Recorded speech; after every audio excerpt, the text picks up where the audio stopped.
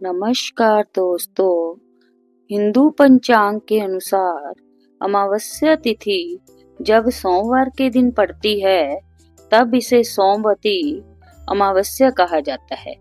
पौष माह की सोमवती अमावस्या का दिन आत्म शुद्धि, पितृ तर्पण और भगवान शिव की उपासना करने का शुभ अवसर है। यदि इस दिन विधि पूर्वक पूजा और उपाय किए जाएं तो घर में सुख, शांति और समृद्धि का वास होता है। व्रत करने वाले को इस दिन कथा जरूर श्रवण करनी चाहिए। प्राचीन समय में एक ब्राह्मण था। उसकी एक बेटी थी जिसकी शादी को लेकर वो बहुत चिंतित रहता था। लड़की बहुत सुंदर, सुशील, कामकाज में अच्छी थी, लेकिन फिर भी उसकी शादी का जोग नहीं बन रहा था। एक बार उस ब्राह्मण के घर एक साधु महाराज आए। वे उस लड़की की सेवा से प्रसन्न हुए और उसे दीर्घायु का आशीर्वाद दिया। फिर उसके पिता ने उन्हें बताया कि इसकी शादी नहीं हो रही है। साधु ने लड़की का हाथ देखकर कहा कि इसकी कुंडली में शादी का जोग ही नहीं है। ब्राह्मण घबराकर उपाय पूछने लगा। तब साधु ने सोच विचार करके उसे बताया कि दूर गांव में सोना नाम की औरत है।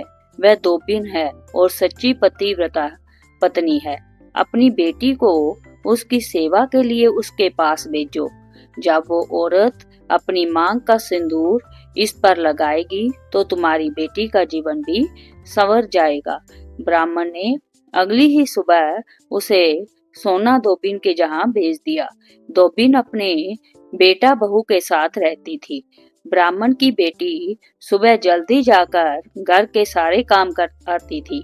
2-3 दिन ऐसा चलता रहा। दोपिन को लगा कि उसकी बहू इतनी जल्दी काम करके फिर सो जाती है। उसने बहू से पूछा। तब बहू ने कहा कि मुझे लगा आप ये काम करते हो। दोपिन ने अगली सुबह उठकर छिपकर देखा कि ये कौन करता है। तब वहां ब्राह्मण की बेटी आई और फिर उसे दोपिन ने पकड़ लिया। दोपिन के पूछने पर उसने सारी व्यथा सुना दी। दोपिन भी खुश हो गई और उसे अपनी मांग का सिंदूर लगा दिया। ऐसे करते ही दोपिन के पति ने प्राण त्याग दिए। जे सोमवती अमावस्या का दिन था। दोपिन तुरंत दौड़ते दौड़ते पीपल के पेड़ के पास गई। परिक्रमा करने के लिए उसके कोई सामान नहीं था, तो उसने ईंट के टुकड़ों से पीपल की 108 बार परिक्रमा की। ऐसा करते ही दोपिन के पति में जान आ गई। इसके बाद से इस दिन का हर विवाहिता के जीवन में विशेष महत्व है।